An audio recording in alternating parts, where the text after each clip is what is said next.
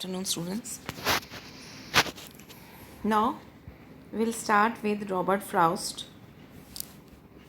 Robert Frost is an American poet and he has written a very beautiful poem, Birches. And he always wants to be a swinger of birches. Birches के जो पेड़ हैं, घने पेड़ जो cold country में पाए जाने वाले ये पेड़ हैं, और इनकी जो टहनियाँ हैं वो ज़मीन पर झुकी रहती हैं because of the load of ice.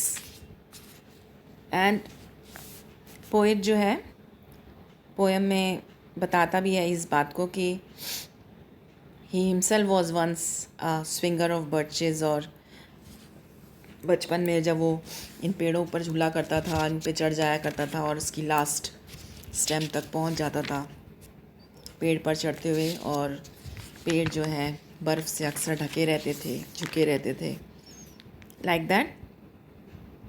So basically Birches can be regarded as one of the most famous, admired and thoughtful of Frost's poems.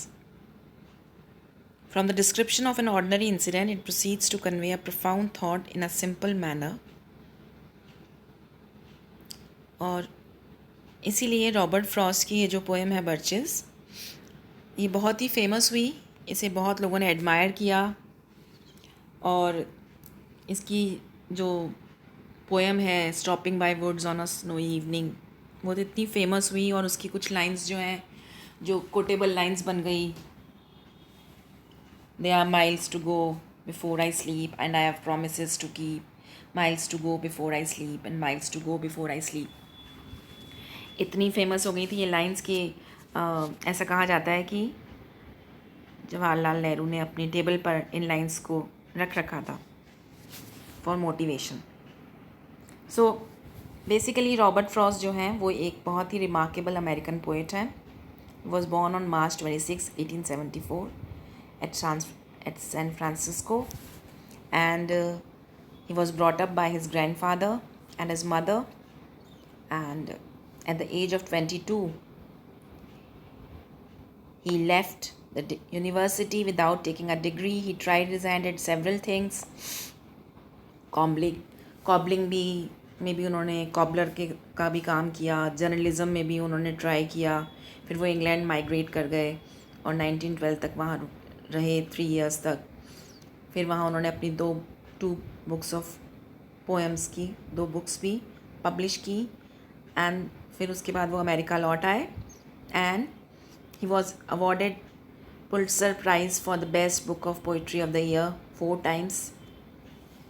और ज़्यादातर जो फ्रॉस्ट की जो आपको पोएम्स पढ़ने को मिलती हैं they deal with nature.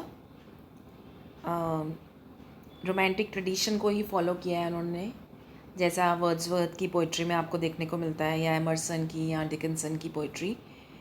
Emerson और डिकिंसन दोनों ही अमेरिकन पोइट एंड पोइटेस हैं. तो इनकी पोइट्री जिस तरह की नेचर को डिस्क्राइब करती है, वैसे ही उसी चीज़ को आप बर्चेस में भी देखते हैं. तो रॉबर्ट फ्रॉस्ट की ये जो पोएम है बर्चेस,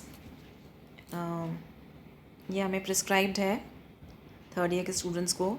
और इस पोएम को पढ़कर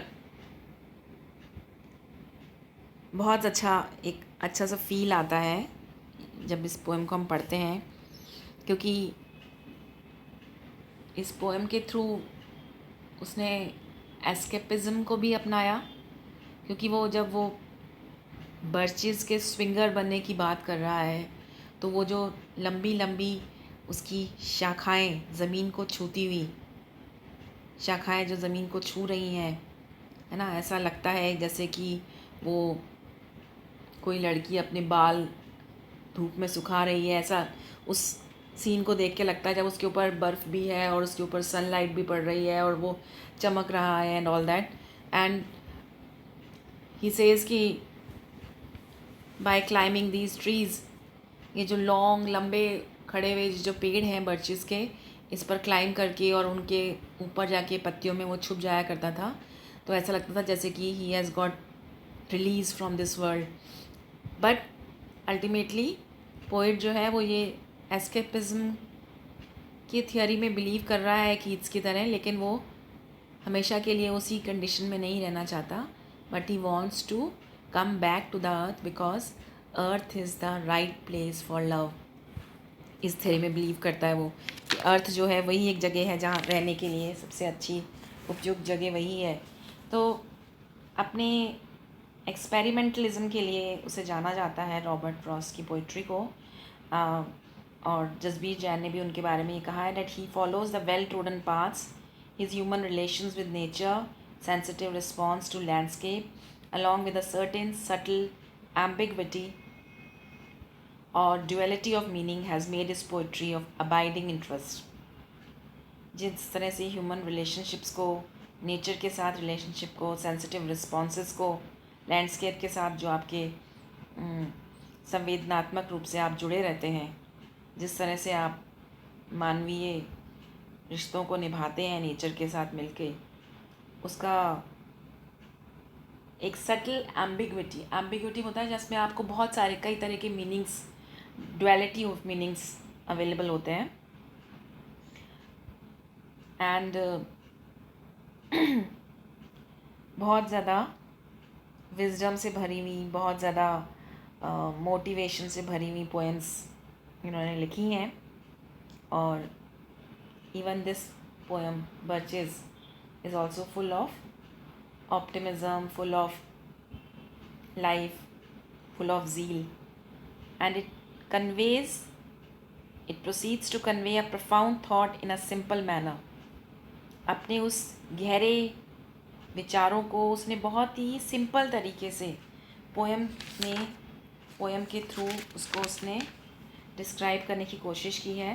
क्योंकि जब हम पोएम स्टार्ट करते हैं, पोएम के बारे में पढ़ेंगे, तो when I see birches bend to left and right across the lines of straighter, darker trees, I like to think some boys been swinging them, but swinging doesn't bend them down to stay. Ice storms do that। जो first para है उसमें ही बताया है कि जो birches हैं, left right दोनों तरफ, सड़क के दोनों तरफ बर्चेस के बड़े बड़े पेड़ लगे हुए हैं। ये घरे हरे पेड़, गहराई लिए हुए, dark, because they are very thick. तो उन पेड़ों की डार्कर शेडोज़ के नीचे खड़े होके वो विजुलाइज कर रहा है कि how they have bended down. It must have the boys are responsible for bending of these leaves, these branches of the trees are bended because of the weight of the boys who had been swinging these branches. फिर later on वो realize करता है कि नहीं, because he himself was a swinger of birches. तो birches के पेड़ में रेगुलरली स्कूल के जो बच्चे हैं, कंट्री साइड में रहने वाले बच्चे, स्कूल से आकर और वो लोग बर्चेस में स्विंग किया करते थे, उसकी पेड़ों पर चढ़ा करते थे, उनकी डालियों में छुप जाया करते थे, लाइक दैट। तो फिर उसे लगता है कि नहीं, ये तो इतना ज़्यादा जो बेंड है, ये बेंड किस लिए हो रहा है? Because of the load of ice storms. ये जो बर्फ़ के तूफ़ान चल रहे हैं और उसमें बर्फ़ उसके ऊपर आकर उसने ढक दिया है, इस वजह से पेड़ जो है नीचे झुक गए हैं, like that. Frost poem simple in form and style, complex and deep in thought. Frost has written it in blank verse। As you know, blank verse is a poetry which is written in unrhymed lines but with a regular metrical pattern। तो Frost ने इस poem को blank verse में लिखा है, जो बहुत ही rhythmically आगे बढ़ रही है, and it is highly suitable for the conveyance of its deep thought. और जिस तरह की राइम स्कीम को उन्होंने यूज़ किया है, अनराइम्ड को लिया है, जिस तरह के रेगुलर मीटर को उन्होंने यूज़ किया है पोएम में फ्रॉस्ट ने, वो बहुत ही सुटेबल है उनके डीपर थॉट्स को रीडर्स तक कन्वे करने के लिए। The poem conveys a lofty and noble message in the line, "Earth is the right place for love." The life of the poem ever stopped until the end, and which carries the voice through series of upward and downward swing, reenacting the movement of thought। Poem का जो life है, उसका जो जीवन है, ever stopped until the end, यानी अंत तक पहुंचने पर भी वो कभी रुका नहीं। It carries the voice through series of upward and downward swings. ये जो सीरीज़ एक के बाद एक कोई और आता है, कोई बच्चा उस पर चढ़ता है, फिर उसको स्विंग करता है, फिर वो उसके ऊपर चढ़ता है, तो वो अपवर्ड और डाउनवर्ड स्विंग का जो स्विंग कहते हैं झूले को, वो जो झूला झूलने का जो उनका क्रम है वो चलता जाता है, इनेक्टिंग री enacting the movement of thought. और उसको देखकर जो थॉट्स प्रोसेस है पोइट के मन में वो चलता रहता है। The poem birches turns on an episode what is means in several modes to be a small boy swinger of birches, but before the poem is finished it has become a meditation on the best way to leave earth for heaven. So birches की poem को जब हम पढ़ते हैं, इस poem को पढ़ने के बाद में वो ये बताता है कि as a small boy he wants to be a swinger of birches. लेकिन जब हम पोएम के towards the end of the poem आते हैं, it becomes a meditation on the best way to leave earth for heaven, because well you are climbing that tree of birches और आप बिल्कुल उसके डेड एंड पे पहुंच जाते हैं, तो ऐसा लगता है कि स्काई और अर्थ के से बहुत हम अर्थ से बहुत दूर आ गए हैं, स्काई के बहुत करीब आ गए हैं और अब हम जल्दी ही हेवन तक पहुंचने वाले हैं, लाइक दैट। तो ऐसा पोइट को फील होता है। However, leaving the earth is not the only desire of the poet. He wants to come back to it after some time because of his love for it. That's why he says that earth is the right place for love. He doesn't want to escape from the troubles of the earth, only to return to it, to enjoy the beauty and pleasures it affords, like Keats. Similarly जैसे हम Nightingale, song of Nightingale या odd to Nightingale हम Keats की जब हम पढ़ते हैं, तो उसमें जो सॉन्ग है उस बर्ड का, वो उसको एक ओब्लिवियन में, एक ऐसी स्टेट में, एक ऐसी जगह ले जाता है जहाँ वो मतलब हमेशा उसी स्टेट ऑफ माइंड में रहना चाहता है, बट कुछ टाइम बाद वो रियलाइज़ करता है कि no, he has to come back, and in the similar manner वो भी उस नेचर की ब्यूटी को टोटली ऊपर तक पूरा फुली इंजॉय करता है, and then he wants to come back to earth. तो he is not an escapist. Frost seems to believe in and express the view that the poetry of earth is never dead. Thus, the poem contains deep thought and a noble message in its simple form. Moreover, the poet makes use of a number of objects and actions as symbols to convey his world view.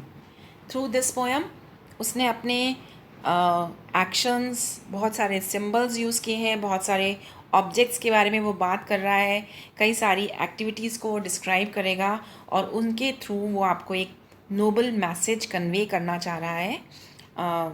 This is all about this poem, and we will start with the poem tomorrow. And for today, it's over for today. Thank you for joining today's class.